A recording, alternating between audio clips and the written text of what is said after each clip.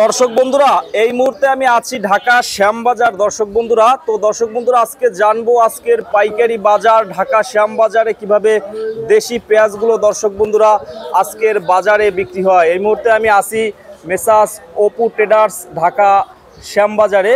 তো যে যেখান থেকে আজকে আমাদের ভিডিওটি এই মুহূর্তে দেখতেছেন, সকলে কমেন্ট বক্সে জানাবেন যে কে কোথা থেকে এই মুহূর্তে আমাদের ভিডিওতে যুক্ত আছেন।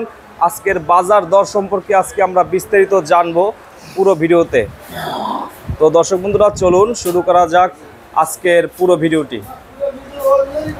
ভাইয়া কেমন আছেন? আচ্ছা, ভালো আছেন? ভালো আছেন। তো কি অবস্থা আজকের বাজারে পেঁয়াজের?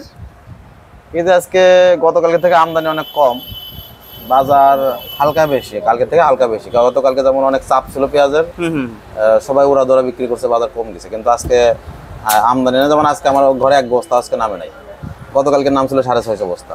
650 বস্তা গতকালকে নামছে, আজকে নামে নাই। আজকে এক বস্তা নামে নাই। সেই অবস্থা। এই কারণে আমদানি কম, মানে হাটের সাথে এখানে সামঞ্জস্য হচ্ছে না। যেমন দেখা গেছে এখানে বাজার 42, 43, 45, হাটেই বাজার 45, 46। মানে ওখান থেকে কিনলে পরে কোনো পার্টি যদি কেনে তাদের লস হচ্ছে। আর একদম পার্টি কয়দিন লস দিবে? ব্যাপারীদের লস হইতেছে। তো হাটের বাজারে রাখি ব্যবসায়ীদের চাপ কেমন এখন ভাইয়া? রাখি পাটের চাপ এখন কমে গেছে, অনেকটা কমছে। হ্যাঁ।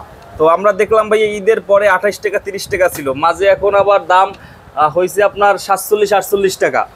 আবার কিছুদিন আগে ছিল 51 টাকা সর্বোচ্চ। এখন সামনে কেমন থাকতে পারে দাম, আইডিয়া? ঈদের পরে বা ঈদের আগে কম ছিল, কারণ তখন হলো সিজন মাত্র লাগছে কাঁচা পেঁয়াজ। সবারই কৃষকের প্রথম যখন উঠায় তখন টাকার প্রয়োজন হয়, উঠাইছে বিক্রি করছে, চাপ ছিল, বাজার কম ছিল। যখন ঈদের পরে রাখি পাটি শুরু করছে পেঁয়াজ কিনা, তখন ধরেন বাজার আস্তে আস্তে বাড়তে ধরেন 1000 থেকে বাড়তে 1800, 1900, 2000, 2100 টাকা এরকম পর্যন্ত হয়ে গেছে।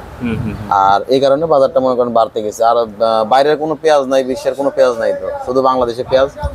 যার কারণে আপনার ওই মার্কেটে শুধু যার পেঁয়াজ দরকার আছে, যে পেঁয়াজের ব্যবসা করে, সেই পেঁয়াজ কিনে নিয়ে চলে গেছে। যার কারণে 1 টাকা 2 টাকা বাড়াই কিনছে, 1 টাকা 2 টাকা বাড়াই বিক্রি করছে।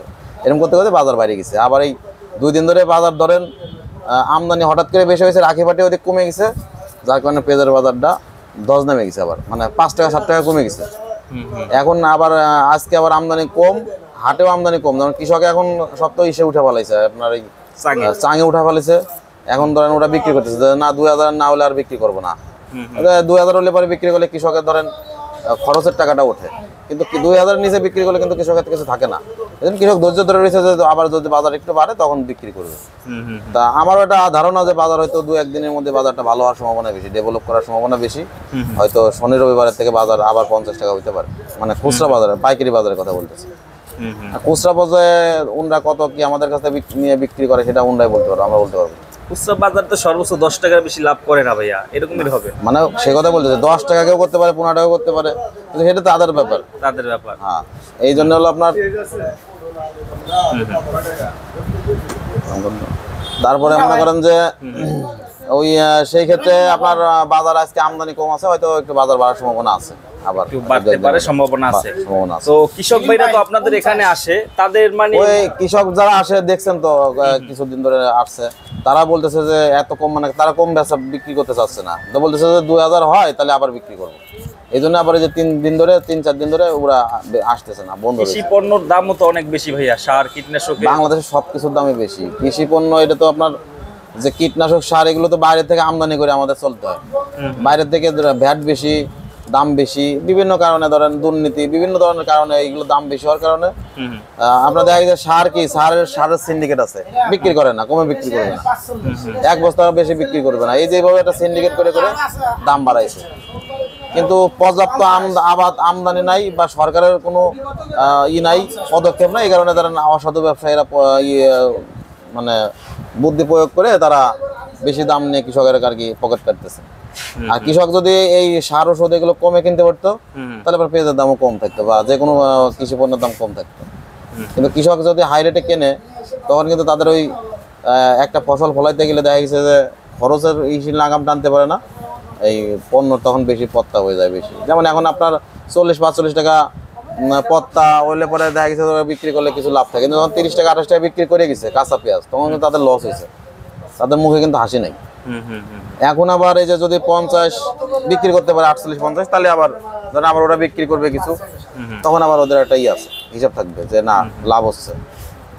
আলুর ব্যবসা কৃষকদের তো আরো খারাপ অবস্থা ভাই, আলু যারা বিক্রি করতেছে 10 টাকা 12 টাকার।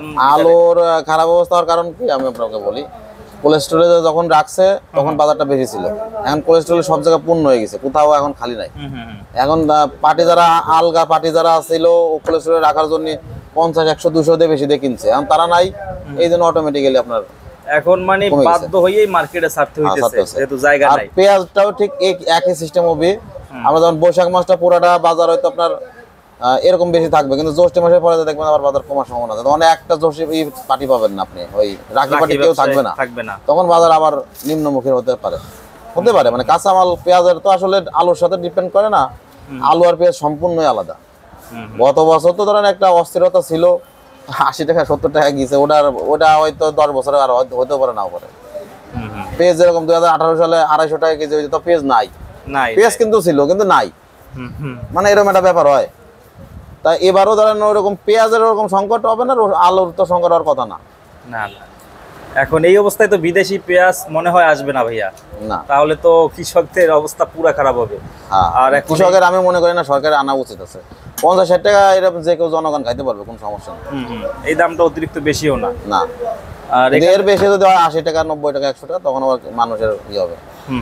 60 টাকার ভিতরে থাকলে, সর্বোচ্চ 70 টাকার ভিতরে থাকলে সমস্যা হবে না। তবে সরকারের উচিত বৈশাখ জ্যৈষ্ঠ আষাঢ় মাস পর্যন্ত আমদানি টোটাল মানে 4-5 মাস টোটাল আমদানি না করাই ভালো। দেশের টাকা দেশে থাকলো, আবার কৃষকও কিছু টাকা পাইলো, আপনার আগামীতে আবার দেখা গেছে ওরা উৎসাহী হয়ে আবার বেশি করে চাষাবাদ করবে। কিন্তু যদি বাইরের পেঁয়াজ আমনে ওই 20 টাকা 25 টাকা বিক্রি করে যায়, তখন কিন্তু কৃষক নিরুৎসাহিত হয়ে যাবে, তখন আবাদ করতে চাইবে না।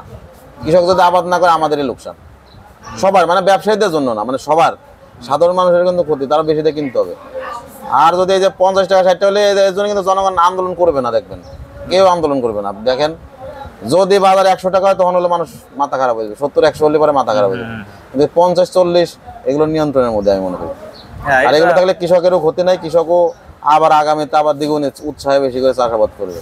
তবে সরকারের উচিত একটা কথা বলতে চাই, সরকারের উচিত, সরকারের যারা পদে বা দায়িত্বে আছে বড় বড় পদে, তাদের উচিত এই সার ওষুধের দাম, কীটনাশকের দামগুলো কমানো, যাতে কৃষক সুলভ মূল্যে সার কিনে সুলভ মূল্যে চাষাবাদ করতে পারে। শুধু পেঁয়াজই তো না, চাষ তো সবকিছু আমাদের দেশে হয়, সবকিছু চাষের ক্ষেত্রে আমরা সার ওষুধের দাম কম হয় ভালো। এই আর কি। রসুনের দাম কি ভাইয়া বাড়ছে আগের চেয়ে? রসুনের দাম একটু বাড়তি, আগের থেকে 20-30 টাকা কেজিতে বাড়ছে, বেশি বাড়তি। আর নাটোরেরটা কত করে? এটা 110 টাকা, 100 টাকা বিক্রি করছে। 100 টাকা বিক্রি করছেন, এটা কি ভালোটা সবচেয়ে? না, এর থেকে ভালো আছে, ভালোটা 110-15 টাকা করে। আচ্ছা, এরপরে ভাইয়া পেঁয়াজ আজকে সর্বোচ্চ কত করে? আজকে সবচেয়ে ভালোটা, সবচেয়ে পাবনার পেঁয়াজ বিক্রি করছে আপনার 50 টাকা।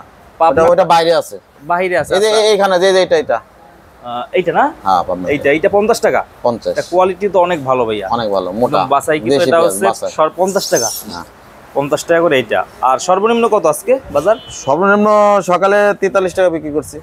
43 টাকা, এই অবস্থা। তো দাম যেভাবে আছে আলহামদুলিল্লাহ ভালোই। তো এখন সামনে কি হয় আমদানির উপরে নির্ভর করে। আমদানি আজকে কম হয়েছে, আগামীকালে যদি কম হয় তাহলে বাজার 2-3 টাকা কালকে বাড়তে হবে। তো গত বছরে সে ভাই এবছর উৎপাদন কেমন হয়েছে? ধরেন 4 গুণ বেশি গতবারের থেকে। 4 গুণ বেশি? 4 গুণ বেশি।